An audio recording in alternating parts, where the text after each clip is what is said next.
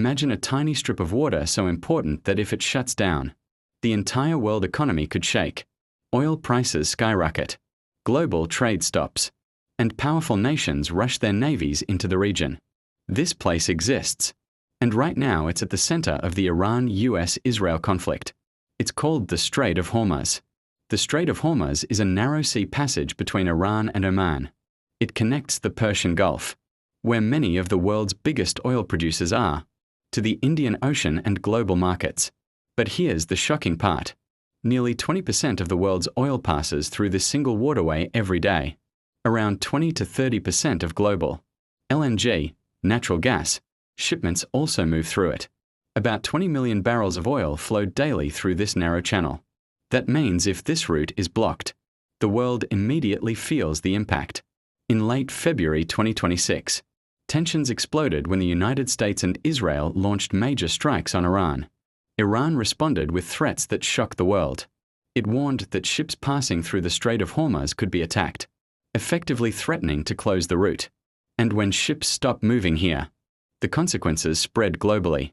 Oil tankers halt, shipping companies withdraw, and the global energy supply suddenly becomes unstable. Reports suggest that maritime traffic through the strait dropped sharply as companies avoided the region due to the risk of attack. This is why analysts say the Strait of Hormuz is the most dangerous economic choke point on Earth. If the strait is completely blocked, up to 20% of the world's oil supply disappears overnight. Oil prices could jump from around $70 to over $100 per barrel. Energy shortages could hit Asia, Europe, and beyond. Countries like China, India, Japan, South Korea depend heavily on oil passing through this route. So a shutdown would trigger a global energy crisis.